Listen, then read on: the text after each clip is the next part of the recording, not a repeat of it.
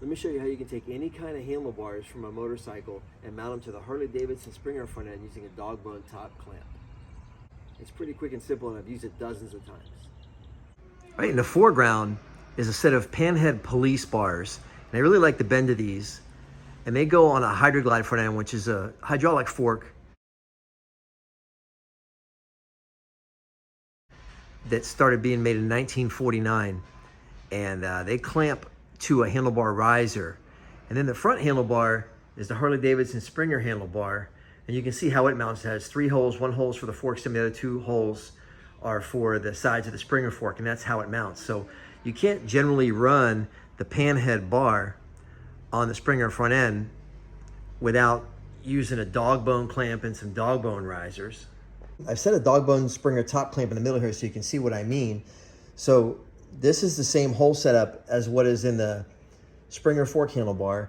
And then these 2 ears here are for what's called a dog bone riser.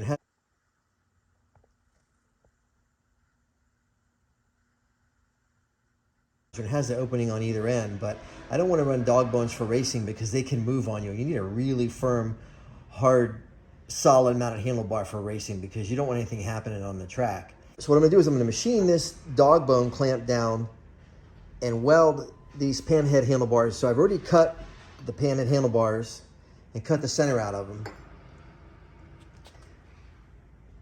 In order to weld to the dog bone clamp, this is a 1-inch ear, and the inside of these handlebars is about 7/8 of an inch. So you can see they're not going to fit. I'm going to put the dog bone clamp in the lathe. I need a short section of this to align this handlebar and give me something I can weld to get a good bond with my joint. So I'm going to cut some of this off because this will make the handlebars too wide because it's going to want to sneak up into this bend.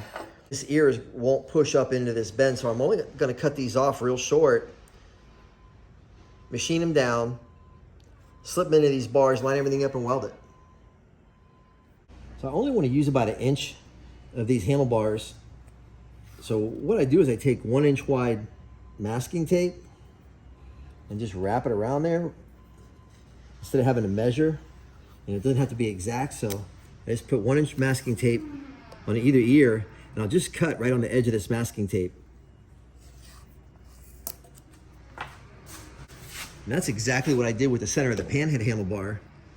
I put 2-inch masking tape on it because I wanted to cut more of the center section out so the handlebars wouldn't be too wide. So I used a 2-inch tape as a cutting guide. So it's a little trick you can do when you're fabricating in a shop or trying to cut stuff, and it doesn't have to be exact. Just use tape, 1-inch, 2-inch tape, 3/4-inch tape, and it'll kind of give you a real quick measurement, a good idea of where you're going to cut.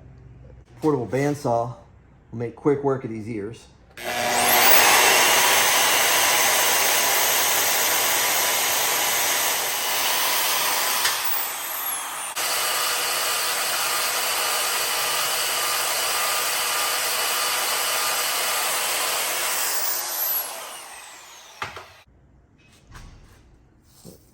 There's a dog bone top clamp. I'll just pull this tape.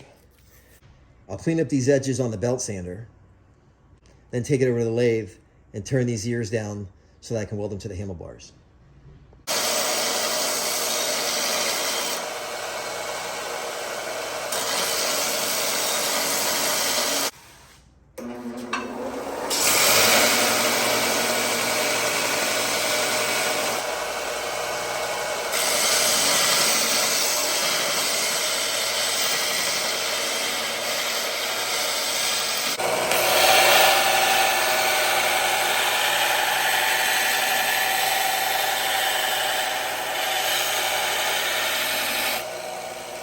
Here's a lathe setup. It's real simple.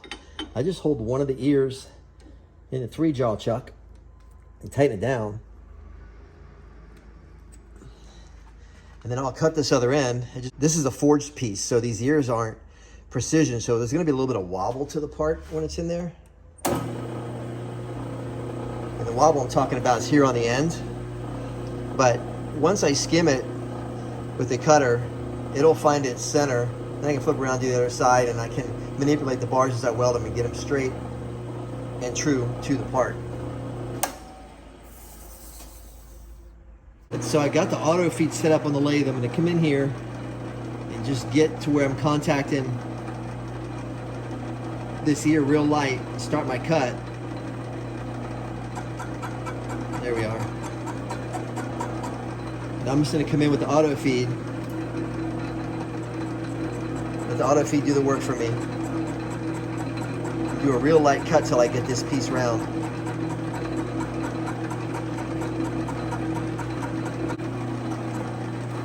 The big long screw on the lathe drives the carriage here. It does my auto cut for me.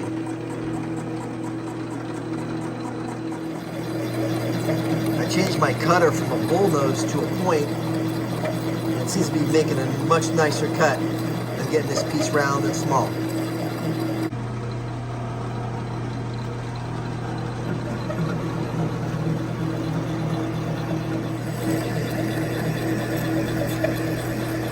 I turned down the one ear so far on the lathe, and I'm at a 780 thousandths of an inch, just a little over 3/4 of an inch. That's where I wanted to be. I got a nice snug fit inside that handlebar. I set the tool up so that I have a nice valley to weld into, so I get a really great weld joint there. I'll go ahead and do the other side of the forging, machine that now, and I'll set it up on my welding table, line everything up, and TIG weld it.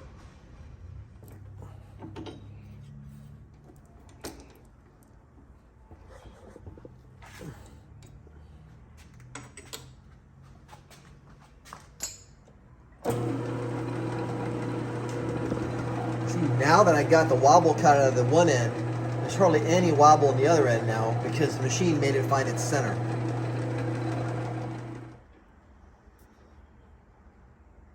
Right, there's my part. I got both ears cut down now to fit inside the handlebars. Both are at 780 thousandths of an inch, just a little over 3/4 of an inch. I'll fit right inside those bars. Now I'm going to take this back over, slide the handlebar ends on it, index them, and then weld. I got the one side handlebar on. I slip this other side on. It's a nice snug fit. You got to kind of work it on.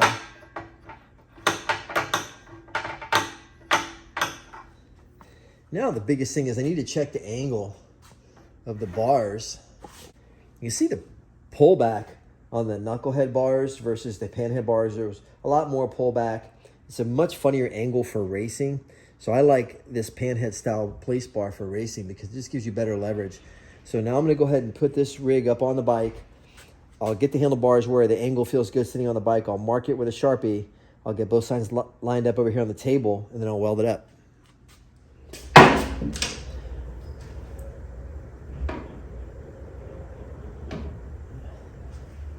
I'm just gonna knock this down a little bit.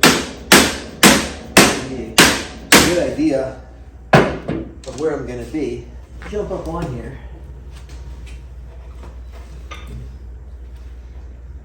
And I'll pull these bars to where they have a good, comfortable feel for me. And you know, it's not gonna be exact, but I get them real close. I just gotta get one of them real close, and I can line the other one up once I put it on my table, because my table's got markings on it that'll show me how to line everything up. So this feels pretty good right here. Maybe a little bit of rise, yeah, a little bit of rise. But you know, when you're leaned over and racing, you can tuck your elbows in. Those other bars had you at a very funny angle where your wrists were turned down and up, and it's just a very weird angle for me. Great for street riding. Those bars are made for a bike with a pogo seat, where the seat is up really high and you're up over the gas tanks. But the way I have the racer set up, the seat's low and you're back behind the tanks, so the handlebars aren't ergodynamically designed to fit your body that way.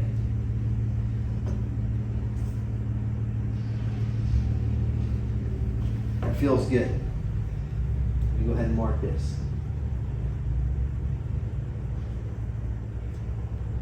All right, so I'm all set up and ready to weld. I've got all my angles are good. I measured my pullback on the bars. You know, this table is all gridded off, so I'm able to measure from different points on the grid to make sure that my height is right, my tilt is right, that my pullback on the bars is right. So I have everything set up right. I'm gonna go ahead and tack it and check it again after I do my tack welds, because the welds will pull a little bit, and I can kind of hammer them around while the welds are still a little bit hot and soft, and get them exactly where I want them, and then go ahead and finish my welds up.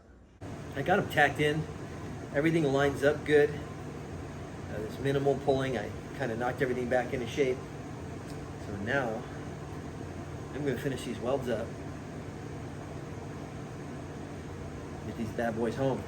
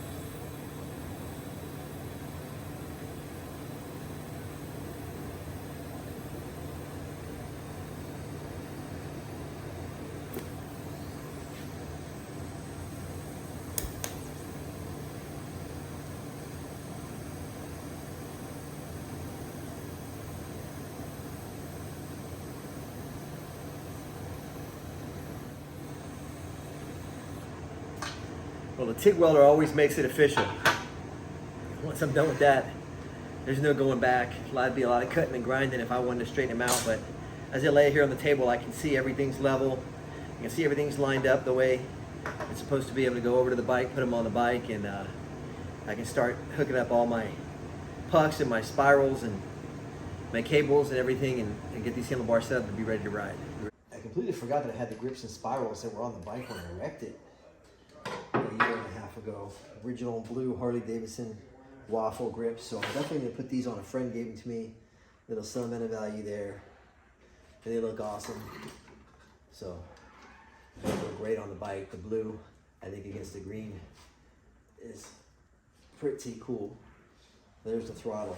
The spark advance side got roached up pretty good when I laid the bike down on the track, but I just cleaned up a little bit with my belt sander.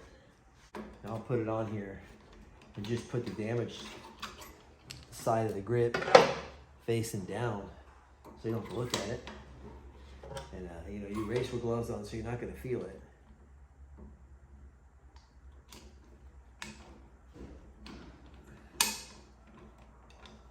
And I'll just lock this down so it won't rotate, because you're not using the spark advance anyhow.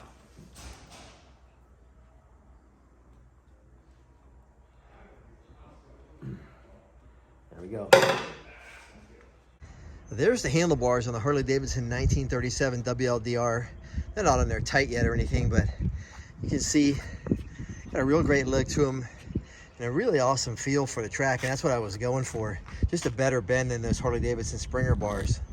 But this is a factory built race bike. These things were built to break the hearts of Indian owners, and it worked. In 1938, Harley Davidson WLDR swept all the major races in the US. Indian had been dominating. So the WLDR is a really special bike, and you know, just rare and great to have and fun to own. So I'm lucky it's mine, and I got to make it just the way I want it. Those handlebars are a big part of it, with those blue Harley Davidson waffle grips. Had to have them.